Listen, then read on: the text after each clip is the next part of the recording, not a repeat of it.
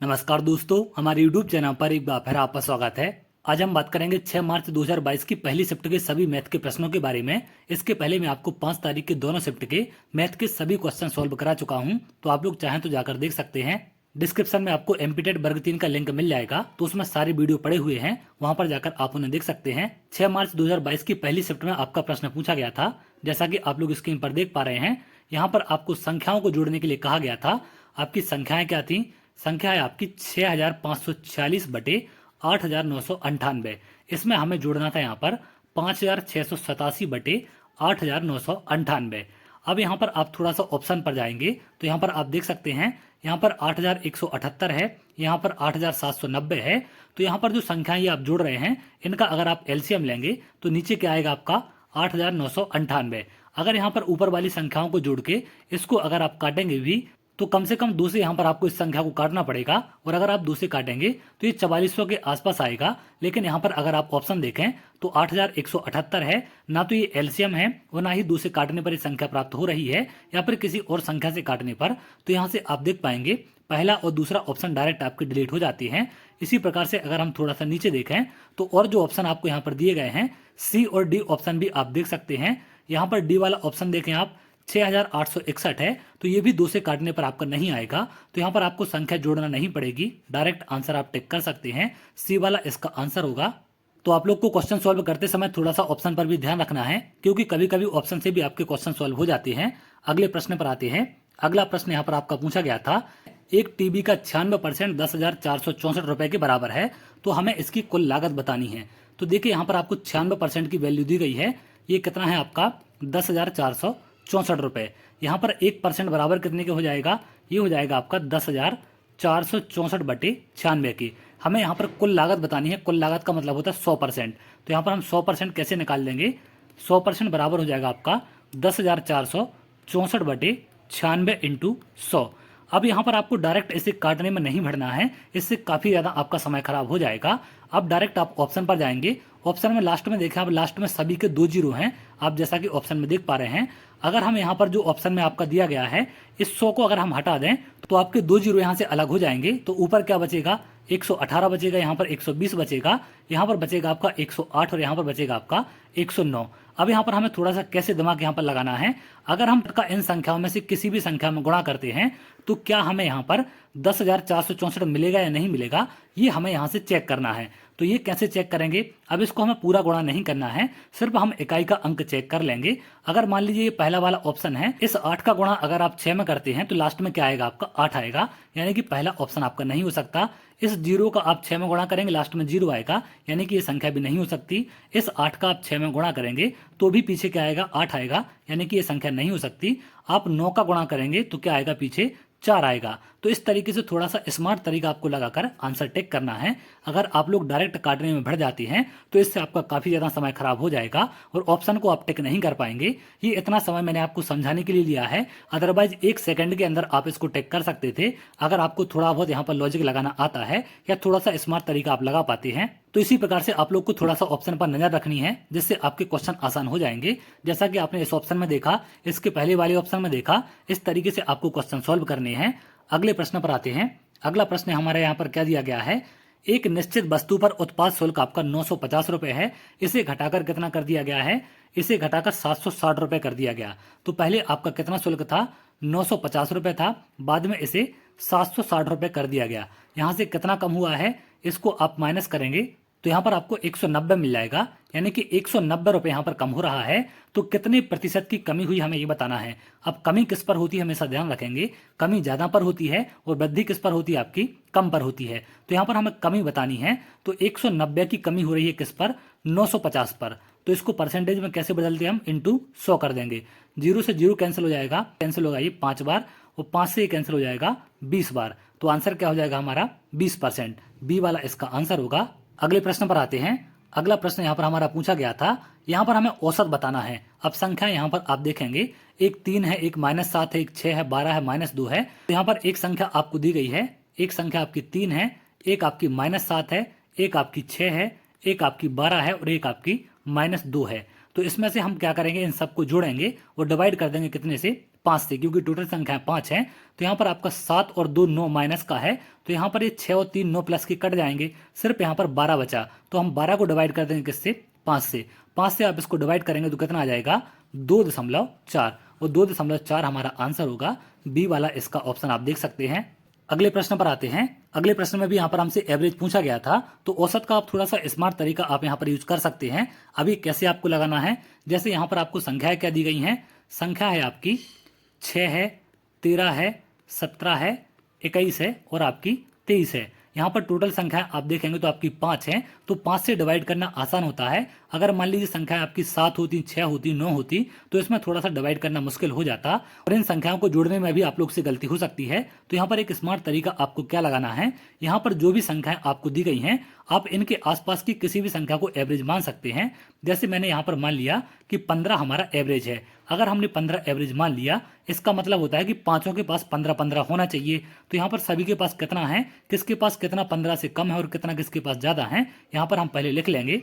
अगर आप 6 के पास देखें तो इसके पास 9 कम है, 13 के पास 2 कम है, 17 के पास 2 ज़्यादा है, यहाँ पर 21 के पास कितना है, 6 ज़्यादा है और यहाँ पर कितना है आपका 8 ज़्यादा है। अब इन सबको आपको जोड़ना है और यहाँ पर देखना है कि ज़्यादा आता है या फिर कम आता है। प्लस माइनस साइन का आप विशेष कर ध्यान रखेंगे। तो जैसे 2 से 2 कैंसिल हो जाएगा, यहाँ पर 8 है, यहाँ पर 9 है, तो 8 से 9 तो कैंसिल हो जाएगा, लेकिन यहाँ पर 1 की जरूरत और पड़ेगी। तो यहाँ पर कितना बचेगा आपका, प्लस का 5 बचेगा। अगर प्लस का 5 बचा है, इसका मतलब जो आपने एवरेज माना है वो सभी को देने के बाद 5 आपके पास एक्स्ट्रा है, तो पांचों को हमें कितना और बांटना पड़ेगा, एक एक और बांट देंगे, तो एवरेज कितना हो जाएगा आपका, 16 हो जाएगा। अगर यहाँ पर -5 आता तो हम क्या करते, 15 में से सबसे एक एक वापस ले लेते, तो एवरेज हमारा 14 हो जाता। तो यहाँ पर आंसर आप क्या टिक करेंगे, 16। आप चाहें तो संख्याओं को जोड़कर भी सॉल्व कर सकते हैं, उससे भी आपका आंसर आ जाएगा। लेकिन अगर बड़ी संख्या आ जाती हैं तो इस तरीके से आपको सॉल्व करना है। जो भी आप एवरेज यहाँ पर मानेंगे, आप एवरेज कुछ भी मान सकते हैं, लगभग आप आसपास की संख्या माने, जिससे ज़्यादा प्लस माइनस आपको ना करना पड़े। आप चाहें तो यहाँ पर एवरेज 100 भी मान सकते हैं, लेकिन उससे माइनस प्लस करना आपको ज़्यादा पड़ जाएगा। और यहाँ पर हम लोग कोशिश कर रहे हैं टाइम बचाने की, तो उससे टाइम ज़्यादा आपका लग जाएगा। इसलिए आपको ऐसी संख्या माननी है जो इन सभी संख्याओं के बीच की संख्या हो। क्लियर है, इससे ज़्यादा दूर की संख्या आप लोग नहीं मानेंगे। अगले प्रश्न पर आते हैं। अगला प्रश्न यहाँ पर आपको दिया गया है, पहली 5 सम संख्याओं का औसत ज्ञात करें। तो पहली 5 सम संख्याएं आपसे बोली गई हैं। अब पहली 5 सम संख्याएं कौन सी होती हैं, 2 हो गया, 4 हो गया, 6 हो गया, 8 हो गया और 10 हो गया। अब देखिए, एवरेज निकालने के लिए आप चाहें तो इन सबको जोड़ सकते हैं, लेकिन एक बात का आप ध्यान रखेंगे, अगर आपकी कैसी संख्याएं या आपकी क्रमागत संख्याएं, क्रमागत संख्याओं का मतलब होता है क्रम से संख्याएं हैं, या इनको हम कॉन्जिक्यूटिव नंबर बोलते हैं। कॉन्जिक्यूटिव नंबर है आपकी, यहाँ पर क्रमागत संख्याएं हैं, तो एवरेज हमेशा बीच का नंबर होता है। जैसे यहाँ पर आप देखेंगे, इनका अंतर कितना है, लगातार ये संख्याएं 2-2 आपकी बढ़ रही हैं। और अगर लगातार बराबर संख्याएं बढ़ती हैं, जैसे यहाँ पर 2-2 बढ़ रही हैं, अगर 3-3 बढ़ती तो भी आप इसी प्रकार से एवरेज निकालते। तो बीच में आपका क्या है, 6 है। 2 संख्याएं यहाँ पर हैं, 2 यहाँ पर हैं, तो 6 को हम क्या बोल लेंगे, इसका एवरेज है। बी वाला आंसर हो जाएगा। अब यहाँ पर हो सकता है आपकी 4 संख्याएं होती, जैसे आपका 2 हो गया, 4 हो गया, 6 हो गया या फिर 8 हो गया। तो यहाँ पर बीच में कितनी संख्याएं आपकी, 2 हैं, तो इन दोनों के बीच की संख्या क्या होगी, आपकी एवरेज होगी। तो इन दोनों के बीच क्या है, 5, तो इन चारों संख्याओं का एवरेज क्या हो जाएगा, 5 हो जाएगा। इस तरीके से आप निकाल सकते हैं। अब यहाँ पर जो भी संख्याएं आपको दी जाती हैं, अगर उनके बीच बराबर अंतर है तो आप बीच वाली संख्या को आंसर कर देंगे। जैसे अगर यहाँ पर ऐसा होता, 4 8 हो गया, 12 हो गया, 16 हो गया, तो इसका एवरेज क्या हो जाता, इन दोनों के बीच की संख्या। तो 8 और 12 के बीच में क्या है, आप डायरेक्ट आंसर कर सकते हैं, 10 है। अगर ऐसा नहीं कर पाते तो 8 और 12 का एवरेज निकाल दें, तो इससे भी आपको क्या मिल जाएगा, आंसर मिल जाएगा 10। तो इस तरीके से भी आप सॉल्व कर सकते हैं। अगले प्रश्न पर आते हैं। अगला प्रश्न यहाँ पर हमारा पूछा गया था, 5 घटनाओं का औसत 66 है और पहली 2 घटनाओं का औसत 70 है, अंतिम 2 घटनाओं का औसत 65 है, तो तीसरी संख्या ज्ञात करें। अब इस प्रश्न को आप लोग नॉर्मल तरीके से भी सॉल्व कर सकते हैं कि पहली 5 संख्याओं का औसत आपको 66 दिया गया है, तो नॉर्मल कैसे निकाल लेंगे। अगर 5 संख्याओं का औसत 66 है तो टोटल कितना हो जाएगा, 66 × 5। इसमें से हम पहली 2 संख्याओं का टोटल और अंतिम 2 संख्याओं का टोटल माइनस करेंगे तो हमें तीसरी संख्या मिल जाएगी। पहली 2 का टोटल क्या होगा, 70 × 2, क्योंकि 70 × 2 क्या है, इसमें 70 एवरेज है। लास्ट की 2 संख्याओं का औसत कितना है, 65, तो 65 × 2 करेंगे, तो यहाँ पर इसको अगर हम टोटल माइनस कर देते हैं तो हमें क्या मिल जाएगा, यहाँ पर हमें तीसरी संख्या मिल जाएगी। क्लियर है, लेकिन हम इस तरीके से अगर निकालते हैं तो यहाँ पर काफ़ी ज़्यादा समय लग जाएगा। पहले आपको गुणा करना पड़ेगा, फिर माइनस करना पड़ेगा। तो आप इसका स्मार्ट तरीका लगा सकते हैं। एवरेज का मतलब होता है कि सभी को बराबर बराबर देना। क्लियर है, जैसा कि यहाँ पर बोला गया कि 5 संख्याएं हैं। अगर मान लीजिए कि 5 के पास कितना है आपका, 66 66 है, तो इसे आप कैसे सॉल्व करेंगे मैं यहाँ पर समझाने के लिए आपको लिख रहा हूँ। अगर आपको समझ में आ जाएगा तो काफी कम समय में आप सॉल्व कर पाएंगे। तो मान लिया कि यहाँ पर 5 संख्याओं के पास कितना है, सभी के पास 66 66 है, तभी एवरेज कितना होगा, 66 होगा। लेकिन हमें क्वेश्चन में कहा गया है कि पहली दो घटनाओं का औसत कितना है, 70 है, यानी कि पहली दो संख्याओं के पास कितना है, यहाँ पर 70 है और यहाँ पर आपका 70 है। लास्ट में दो के पास कितना है, यहाँ पर आपका 65 है और यहाँ पर आपका 65 है। तो हमें बताना है कि जो तीसरी वाली संख्या है कितनी यहाँ पर होगी। तो देखिए पहली दो संख्याओं का औसत अगर 70 है तो इन दोनों के पास कितना ज्यादा है, 4 इसके पास ज्यादा है और यहाँ पर 4 इसके पास ज्यादा है। लास्ट में दो के पास कितना कम है, एक इसके पास कम है और एक इसके पास कम है। लेकिन अगर हम इन चारों संख्याओं में देखें कि टोटल कितना ज्यादा या फिर कितना कम है, तो यहाँ पर आप देख पाएंगे प्लस का 8 है और यहाँ पर माइनस का 2 है। तो प्लस 8 और माइनस 2 कितना हो जाएगा आपका, ये बराबर हो जाएगा प्लस 6 के। यानी कि इन चारों संख्याओं को अगर हम 66 66 दे दें तो भी हमारे पास 6 एक्स्ट्रा बच जाता है। अगर हमारे पास 6 एक्स्ट्रा बच चुका है, इसका मतलब है कि जो तीसरी संख्या है उसमें ये 6 जुड़ जाएगा। लेकिन हमें एवरेज बनाना है 66, तो यहाँ पर संख्या कितनी लेनी पड़ेगी, संख्या हमें 60 लेनी पड़ेगी, जिससे उसमें अगर 6 ऐड होगा तो ये संख्या कितनी बन जाएगी, 66 बन जाएगी। तो इस तरीके से आप सॉल्व कर सकते हैं और आंसर हमारा बी वाला हो जाएगा। अगले प्रश्न पर आते हैं। अगला प्रश्न यहाँ पर हमारा पूछा गया है, 3 लड़कों की औसत आयु 20 वर्ष है, यदि उनकी आयु का अनुपात 2:3:5 है तो सबसे छोटे की आयु बतानी है। तो यहाँ पर आप एक चीज ध्यान रखेंगे, औसत आयु आपको दी गई है, कुल आयु नहीं है। तो अगर 3 की औसत आयु कितनी है, अगर हम 3 को ABC मान लें तो इनकी औसत आयु 20 है, तो कुल आयु कितनी हो जाएगी, 20 × 3, यानी कि टोटल आयु हो जाएगी इनकी 60 है। अब इसको हम 2:3:5 में बांट देंगे तो ये 2:3:5 में कैसे बढ़ जाएगा, इन सबको जोड़ेंगे तो कितना होता है 10, वो 10 बराबर दिया है आपको 60 के, तो 1 बराबर हो जाएगा 6 के। यहाँ पर हमसे 2 की वैल्यू पूछी गई है, तो 2 बराबर कितने का हो जाएगा 12 के, यानी कि 12 साल क्या होगी सबसे छोटे की आयु। अगर हमसे सबसे बड़ी की पूछी जाती तो हम 5 की वैल्यू निकालते, 5 में हम 6 का गुणा करते कितना आ जाता 30 साल। क्लियर है, तो यहाँ पर 12 इसका आंसर होगा। आप लास्ट वाले ऑप्शन में देख सकते हैं, यहाँ पर डी में 12 ऑप्शन आपको दिया गया है। अगले प्रश्न पर आते हैं। अगला प्रश्न यहाँ पर हमसे पूछा गया है, एक फुटबॉल टीम में 20 खिलाड़ियों की औसत आयु 24 साल है, 8 का औसत 21 साल है, तो शेष 12 का औसत हमें ज्ञात करना है। तो यहाँ पर आप नॉर्मल तरीके से इसे भी सॉल्व कर सकते हैं, लेकिन आजकल नॉर्मल का जमाना नहीं है, तो आपको थोड़ा सा मॉडर्न होना पड़ेगा। यहाँ पर अब क्या बोला गया आपसे कि एक फुटबॉल टीम में 20 खिलाड़ियों की औसत आयु कितनी है, 24 है। तो यहाँ पर खिलाड़ी आपके कितने हैं, खिलाड़ी हैं आपके 20, औसत आयु 24 होने का मतलब क्या है कि सभी के पास जितने 20 खिलाड़ी हैं आपके, सभी के पास कितना कितना है, 24 है। क्लियर है, इस तरीके से 20 खिलाड़ियों के पास 24 है, 8 का औसत 21 है। तो जो पहले 8 हैं इनमें से अगर हम मान लें यहाँ से कि ये जो आपके पहले 8 खिलाड़ी हैं इनका औसत कितना है, 21 है, लेकिन सबके पास तो ऊपर 24 दिया गया है, तो यहाँ पर इनके पास कितना कम है, एक के पास 3 कम है, यानी कि 8 के पास कितना कम हो जाएगा, 24 कम है। तो यहाँ पर जो 24 कम है ये कहाँ चला जाएगा, यहाँ पर चला जाएगा, और एक के पास कितनी आयु पहुंच जाएगी, अगर 24 यहाँ पर जाएगा तो 12 में ये बटेगा, क्योंकि 8 की तो यहाँ पर निकल चुकी है। यहाँ पर टोटल कितने बचे आपके, 12 बचे हैं, तो एक को कितना मिल जाएगा, 2 और मिलेगा। लेकिन हमने ऊपर देखा सभी के पास 24 तो पहले है, वो 2 और यहाँ से मिलेगा, तो कितना हो जाएगा, सभी के पास 26 हो जाएगा। यहाँ पर आप ए वाला ऑप्शन देख सकते हैं। इस तरीके से इसका आंसर आप आसानी से निकाल सकते हैं। अगले प्रश्न पर आते हैं। अगला प्रश्न यहाँ पर हमें दिया गया है कि निम्नलिखित में से कौन सी संख्या 26 से विभाजित है। तो 26 का डिविजिबिलिटी रूल अगर आपको पता है तो आप डायरेक्ट लगा सकते हैं, आप चाहें तो इसको डिवाइड करके भी देख सकते हैं। लेकिन अगर आपको ऐसा क्वेश्चन पूछा जाए तो आपको क्या करना है, 26 से वही संख्या डिवाइड होगी जो आपकी 2 से और 13 से डिवाइड होती है। तो पहले हम 2 से चेक कर लेंगे, तो यहाँ पर आप देख पाएंगे इसके लास्ट में क्या है, 6 है, यहाँ पर आपका 4 है, यहाँ पर आपका 2 है, यहाँ पर 5 है, तो डी वाला ऑप्शन तो आपका डायरेक्ट यहाँ से हट जाएगा। अब 13 वाले डिविजिबिलिटी रूल को हम कैसे चेक करते हैं, लास्ट डिजिट को क्या करते हैं, इनटू करेंगे 4 से, और इसको हम बाकी बची संख्या में जोड़ देंगे। कैसे जोड़ेंगे, जैसे हम पहले ऑप्शन को चेक करें, यहाँ पर आपको संख्या दी गई है 846 है, तो इस लास्ट वाली संख्या को 4 गुना करके बाकी संख्या में हम जोड़ देंगे, तो ये कितना आएगा 24। इसको जोड़ेंगे तो कितना हो जाएगा 108। अब यहाँ पर इसका 4 गुना करके आप जोड़ दें तो 8 गुणे 4 कितना हो जाएगा 32, तो यहाँ पर जोड़ेंगे तो कितना आएगा 42। अब चाहें तो आप इसको 4 गुना करके जोड़ सकते हैं।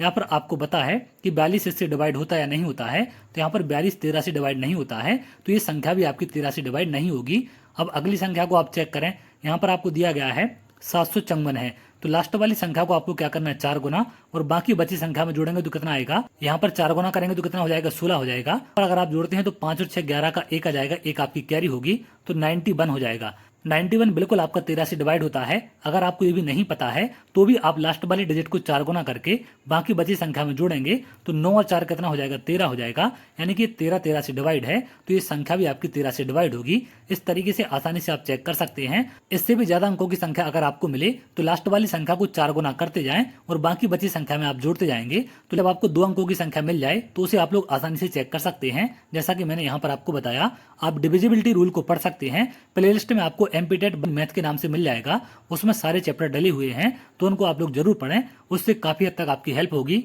अगले प्रश्न पर आते हैं। अगला प्रश्न यहाँ पर आपका क्या पूछा गया है, इनमें से कौन सी संख्या 26 से विभाज्य है। तो यहाँ पर फिर 26 का क्वेश्चन पूछा गया। तो डिविजिबिलिटी रूल पर बहुत सारे प्रश्न आपके पूछे जा रहे थे, तो इसे भी हमें कैसे चेक करना है। अब यहाँ पर भी हमसे 26 का पूछा गया है, यानी कि जो संख्या 2 से और आपकी 13 से डिवाइड है। तो 2 से कौन कौन सी संख्या डिवाइड नहीं है, सी वाला ऑप्शन यहाँ से आपका हट जाएगा। पहला ऑप्शन आप चेक कर सकते हैं, दूसरा ऑप्शन चेक कर सकते हैं, तीसरा चेक कर सकते हैं। अगर हम दूसरे ऑप्शन को चेक करें तो यहाँ पर 2002 दिया हुआ है, तो इसको हमें क्या करना है, लास्ट वाले को 4 गुना करके बाकी बची संख्या में हम जोड़ देंगे। तो 4 गुना करेंगे तो कितना आएगा, ये 8 आएगा। तो ये कितना हो जाएगा यहाँ पर 208। अब इसको 4 गुना करके बाकी बची संख्या में जोड़ेंगे तो कितना हो जाएगा, 20 में जुड़ेगा 32 आपका। तो यहाँ पर आ जाएगा 52। 52 13 से डिवाइड होता है, तो ये संख्या भी आपकी 13 से डिवाइड हो जाएगी। 52 का भी आपको नहीं पता है तो लास्ट वाले को आप 4 गुना करें तो कितना हो जाएगा, 8। 8 5 13 होगा, तो 13 13 से डिवाइड है, तो ये संख्या भी आपकी 13 से डिवाइड होगी। बी वाला इसका आंसर होगा। इस प्रकार से आप सॉल्व कर सकते हैं। अगले प्रश्न पर आते हैं। अगला प्रश्न यहाँ पर हमें दिया गया है कि इनमें से कौन सी संख्या 18 से विभाज्य है। अब देखिए 18 का अगर आपको डायरेक्ट नहीं पता है तो आपको पता होना चाहिए कि जो संख्या 9 से और 2 से डिवाइड है वो संख्या 18 से भी डिवाइड होगी। तो यहाँ पर 2 से आप चेक करेंगे तो यहाँ पर सभी संख्याएं लगभग आपकी 2 से डिवाइड हैं, क्योंकि सभी के लास्ट में 2 4 6 दिया हुआ है, तो ये संख्या आपकी डिवाइड होंगी। 9 से हम कैसे चेक करते हैं, 9 का डिविजिबिलिटी रूल क्या होता है, अगर संख्या के अंकों का योग 9 से डिवाइड है तो संख्या भी 9 से डिवाइड होगी। जैसे अगर हम इसको जोड़ के देखें, यहाँ पर 9 है, 3 6 3 6 है, तो 9 ये है, 9 ये है, 9 ये है, तो तीनों को अगर जोड़ेंगे तो कितना आएगा, 27 आएगा। तो 27 आपका 9 से डिवाइड होता है, तो ये संख्या भी आपकी 9 से डिवाइड हो जाएगी। अब बाकी संख्याओं को चेक करने की आपको जरूरत नहीं है। तो यहाँ पर थोड़ा बहुत कॉन्फिडेंस आपको अपनी कैलकुलेशन पर भी रखना है कि अगर एक ऑप्शन आपका मैच कर गया तो बाकी चेक करने की जरूरत ना पड़े। अगर आप यहाँ पर बाकी सारे ऑप्शन चेक करेंगे तो इससे आपका समय खराब हो जाएगा। अगले प्रश्न पर आते हैं। अगला प्रश्न यहाँ पर एक और पूछा गया है। यहाँ पर भी आपसे डिविजिबिलिटी रूल पूछा गया है कि कौन सी संख्या डिवाइड होगी। अब हमें यहाँ पर बताना 24 से कौन सी संख्या डिवाइड है। तो देखिए यहाँ पर क्या क्या संख्याएं आपको दी गई हैं, हमें 24 का बताना है। 24 से डिवाइड होने का मतलब क्या होता है, जो संख्या 24 से डिवाइड होगी वो यहाँ पर आपकी 2 से और 12 से डिवाइड होगी। यहाँ पर आप इसको क्या मान लें कि ये संख्या आपकी जो 24 से डिवाइड है ये 6 और 4 से डिवाइड होगी। इसको आप और क्या मान सकते हैं, जो 24 से डिवाइड है ये संख्या आपकी 3 से और 8 से डिवाइड होगी। तो 3 से और 8 से आसानी से आप चेक कर सकते हैं। 3 से आपकी जो संख्या डिवाइड है उसके अंकों का योग 3 से डिवाइड होना चाहिए। और अगर हम 8 की बात करें तो संख्या के लास्ट के 3 अंक अगर 8 से डिवाइड है तो संख्या भी 8 से डिवाइड होती है। तो इस तरीके से आप चेक कर सकते हैं। यहाँ पर मैं आपका समय खराब नहीं करूंगा, आप लोग डायरेक्ट लास्ट वाले ऑप्शन को अगर चेक करें तो ये संख्या आपकी 3 से और 8 से डिवाइड होगी, यानी कि 24 से भी संख्या आपकी डिवाइड हो जाएगी। डायरेक्ट आंसर आप टेक कर सकते हैं अगर आपको डिविजिबिलिटी रूल पता है। अब यहाँ पर आपको लगेगा कि मैंने करेक्ट आंसर देख के डी ऑप्शन आपको बता दिया है, तो अगर आप उसको थोड़ा सा चेक करेंगे तो लास्ट में 400 है, इसको 8 से डिवाइड करना बहुत आसान है। ये डायरेक्ट 8 से आपका डिवाइड है। और संख्याओं का योग अगर आप देखें 7 3 10 है, 4 और 1 5 15 है और 9 यहाँ पर है, तो 15 9 कितना हो जाएगा आपका 24 होता है। तो 24 यहाँ से 3 से डिवाइड है, इसलिए मैंने डायरेक्ट इसको टेक कर दिया क्योंकि मैंने इस कैलकुलेशन को यहाँ पर कर लिया था। तो आप लोग भी इस प्रकार से थोड़ा सा माइंड में कैलकुलेशन कर सकते हैं जिससे आपको बाकी सारी चीजें लिखने की जरूरत ना पड़े। अगले प्रश्न पर आते हैं। अगला प्रश्न यहाँ पर क्या पूछा गया है, अगला वही पूछा गया 18 से कौन सी संख्या डिवाइड है। सर आप लोग कमेंट में बताएं कि इसका आंसर क्या होगा। क्वेश्चन नंबर मैं यहाँ पर आपको बता दूंगा। क्वेश्चन नंबर है आपका 44। 44 का आंसर आपको कमेंट में करना है। हालांकि यहाँ पर ऑप्शन में आपको करेक्ट आंसर दिया हुआ है, लेकिन आप लोग क्वेश्चन को सॉल्व करें, कैसे क्या क्वेश्चन को सॉल्व करना है। अगला क्वेश्चन यहाँ पर पूछा गया है कौन सी संख्या 6 से डिवाइड है। तो 6 से आपकी वही संख्या डिवाइड होगी जो आपकी 2 से और 3 से डिवाइड होती है। क्लियर है, 2 से और 3 से कौन सी डिवाइड है। जैसे हम पहली संख्या चेक करें तो चेक भी आपको कैसे करना है, जैसे 6 3 से कटता है तो इसको हटा दें, 3 भी 3 से कट जाता है, ये 3 भी कटता है, ये 2 और 1 3 ये भी कट जाता है आपका। अब बचा यहाँ पर 4 4 3 से नहीं कटता तो इसको आप अलग करें। अगला चेक करें 9 3 से कटता है, 9 3 से कटता है, 7 और 2 9 3 से कटता है, लेकिन 5 3 से नहीं कट पाएगा, तो ये आप अलग करें। अगला देखें 9 3 से कटेगा, 6 और 4 10 और 8 18 18 भी 3 से कटेगा, यानी कि सी वाला इसका आंसर होगा, क्योंकि ये संख्या भी आपकी 3 से कटेगी और संख्या आपकी 2 से भी कटती है, तो संख्या आपकी 6 से डिवाइड हो जाएगी। अगले प्रश्न पर आते हैं। अगला प्रश्न यहाँ पर फिर आपसे पूछा गया है कि इनमें से कौन सी संख्या 8 से विभाजित है। तो 8 से कौन सी संख्या डिवाइड होती है जिसके लास्ट के 3 अंक आपके 8 से डिवाइड हों। तो संख्या के लास्ट के 3 अंक आपको चेक करने हैं। अगर पहला वाला आप चेक करेंगे तो 8 से काटेंगे कितने बार कटेगा, 3 बार कटेगा, 24 कट जाएगा। यहाँ पर क्या बचेगा आपका 3, तो ये 32 हो जाएगा। 32 इससे कटेगा 4 बार, तो ये संख्या 8 से लास्ट के 3 डिजिट कट रहे हैं, यानी कि पूरी संख्या भी 8 से डिवाइड होगी। तो इसको आंसर आप टिक कर सकते हैं। अगले प्रश्न पर आते हैं। अगला प्रश्न यहाँ पर दिया गया है, निम्नलिखित भिन्नों में से कौन सी सबसे बड़ी भिन्न है। आप मेरे हिसाब से जैसे मैं सॉल्व करूंगा ऐसे भी सॉल्व कर सकते हैं। यहाँ पर भिन्न आपको क्या क्या दी गई हैं, पहले तो हम यहाँ पर भिन्न लिखते हैं। पहली भिन्न आपकी क्या है, 111/190 है। अगली भिन्न आपको क्या दी गई है, 41/76 है। अगली भिन्न देखें आप 4/9 है। अगली भिन्न है आपकी यहाँ पर 52 कुछ यहाँ पर दिया गया है। इसको हम लास्ट में चेक कर लेंगे, पहले इन 3 को चेक करें। तो यहाँ पर अगर आप थोड़ा सा कॉमन सेंस लगाएंगे तो आपको कैसे इन्हें चेक करना है। जैसे अगर मैं एक एग्जांपल आपको बताऊं, जैसे यहाँ पर लिखा है 1/2, इसका मतलब क्या होता है 0.5। इसको आप नॉर्मली सॉल्व कर सकते हैं, लेकिन अगर आप देखें ऊपर 1 है, नीचे उसका डबल है, क्लियर है। तो अगर आप ऊपर कोई संख्या जोड़ते हैं और नीचे कोई संख्या जोड़ते हैं या पर घटाते हैं तो आपको इसी अनुपात में घटाना पड़ेगा, जैसा कि यहाँ पर दिया गया है। जैसे अगर आपने ऊपर 8 जोड़ा है तो इसका डबल आपको नीचे जोड़ना पड़ेगा, यानी कि 16। तो कोई फर्क इसमें नहीं पड़ता है, 8 और 1 9 हो जाएगा और नीचे क्या हो जाएगा आपको 16 और 2 18। तो 9/18 भी आपका 1/2 होता है। तो उसी अनुपात में आपको इसमें संख्याएं जोड़नी है, उसी में घटाना है। तो बिल्कुल आप लोग करेक्ट आंसर के आसपास पहुंच जाएंगे। जैसा कि यहाँ पर अगर हम देखें ऊपर 111 है, नीचे 190 है, तो लगभग आप मान के चलें कि 1/2 का अनुपात है, यानी कि ऊपर आप जितना जोड़ेंगे उसका डबल आपको नीचे जोड़ना पड़ेगा। तो हमें क्या करना है, नीचे वाली संख्या को शून्य वाली संख्या के पास लेकर जाना है, यानी कि इसमें हम 10 जोड़ देंगे तो ये 200 के पास पहुंच जाएगी। लेकिन हमें ऊपर मात्र 5 जोड़ना पड़ेगा, क्योंकि ऊपर वाली संख्या नीचे वाले से लगभग आधी है। तो ऊपर कितना हो जाएगा 116 बटे यहाँ पर हो जाएगा आपका 200। अब सिर्फ हम 2 से काट देंगे तो 2 से कितने बार कट जाएगा, यहाँ पर कटेगा ये आपका 58 बार, अपॉन है आपका 100। तो इसको हम क्या लिख सकते 0.58, क्लियर है। इसको आप देखें यहाँ पर भी लगभग आप 1/2 का अनुपात मान सकते हैं। अब जरूरी नहीं है कि यहाँ पर एग्जैक्ट 1/2 होना चाहिए, लगभग आप मान के चलें। तो इसको हमें क्या करना है 100 के पास ले जाना है। 100 के पास ले जाने में हम क्या करेंगे, इसमें 24 जोड़ेंगे तो यहाँ पर हमें 12 जोड़ना पड़ेगा। तो ऊपर अगर आप 12 जोड़ते हैं तो कितना आ जाएगा, ये हो जाएगा आपका 53 और नीचे आ जाएगा आपका 100। तो ये क्या हो जाएगा 0.53। अब इन दोनों में कंपैरिजन अगर आप करें तो आपको ऊपर वाली संख्या बड़ी मिलेगी, नीचे वाली संख्या छोटी है, यानी कि बी वाला ऑप्शन आपका नहीं हो सकता। इसी प्रकार से हम इसको चेक करें तो यहाँ पर भी लगभग 1/2 का अनुपात है, थोड़ा बहुत ऊपर नीचे हो सकता है। तो नीचे अगर आप 1 जोड़ेंगे तो यहाँ पर आपको क्या जोड़ना पड़ेगा 0.5। तो कितना होगा ये 4.5/10। 4.5/10 का मतलब क्या होता है 0.45। अब ये संख्या तो और ज्यादा इससे छोटी है, यानी कि ये भी आपका ऑप्शन नहीं हो सकता। अब यहाँ पर सिर्फ 2 संख्या बचती हैं, एक तो पहली वाली और एक आपकी लास्ट वाली। तो पहली वाली का आंसर आप ध्यान रखेंगे 0.58 है। तो थोड़ा बहुत कैलकुलेशन में आपको दिमाग लगाना पड़ सकता है। अब यहाँ पर आप देखें, यहाँ पर आपको क्या संख्या दी गई है, लास्ट वाली संख्या है आपकी 52/87, क्लियर है। तो यहाँ पर आप देखें लगभग 1/2 का अनुपात है, यानी कि ऊपर वाली संख्या से नीचे वाली संख्या आपकी डबल है। तो यहाँ पर भी आपको क्या करना है, इसे 100 बनाने के लिए 13 जोड़ना पड़ेगा। तो इसका आधा 6.5 आप ऊपर जोड़ दें तो ये कितना हो जाएगा 58.5 और यहाँ पर आ जाएगा आपका 100। तो 58.5 कितना हो जाएगा, 100 से डिवाइड करेंगे 0.585। अब ये थोड़ा सा ऊपर वाली संख्या से ज्यादा है, क्योंकि ऊपर वाली संख्या क्या थी आपकी 0.58। तो यहाँ पर आप देख पाएंगे लास्ट वाले इसको आंसर टिक कर सकते हैं। ये आपकी सबसे बड़ी संख्या है, काफी कम समय में इसे सॉल्व कर सकते हैं। अगर आप एलसीएम लेकर सॉल्व करेंगे तो उससे काफी ज्यादा समय आपका यहाँ पर लग जाएगा। अगले प्रश्न पर आते हैं। अगला प्रश्न यहाँ पर हमें क्या पूछा गया है, निम्न में से कौन सी भिन्न सबसे छोटी है। तो यहाँ पर हमें सबसे छोटी भिन्न बतानी है। अब इसको भी हम कैसे डिवाइड करेंगे, यहाँ पर कैसे चेक करेंगे। तो जैसे कि ऊपर आपका पहला ऑप्शन क्या दिया गया है, यहाँ पर आपका है 8/19। 8/19 का मतलब क्या होता है, लगभग 1/2 का फॉर्मेट है। तो यहाँ पर आप 1 ऐड करें, यहाँ पर आपको 0.5 ऐड करना है। तो ऊपर क्या आएगा 8.5 और नीचे आएगा आपका 20। अब 20 से तो आप इसे आसानी से डिवाइड कर सकते हैं। तो पहले आप 2 से काटेंगे तो ये 10 बार कटेगा, ये कटेगा आपका 4.25 और इसको हम 10 से डिवाइड करेंगे तो हमें क्या मिल जाएगा 0.425। ऐसे अगला चेक करें आप, यहाँ पर क्या है 15/34 है। तो ये भी लगभग 1/2 का फॉर्मेट है। तो इसे 40 बनाने के लिए हमें 6 जोड़ेंगे और यहाँ पर हम इसका आधा यानी कि 3, तो ये कितना आ जाएगा 18/40। 18/40 को हम पहले 4 से काटेंगे, तो 4 से कितने बार कट जाएगा 4.5, 4.5 बार कट गया। अब यहाँ पर नीचे हमें क्या बचा है 10 बचा है, तो यहाँ पर 10 से डिवाइड करेंगे तो कितना आएगा 0.45।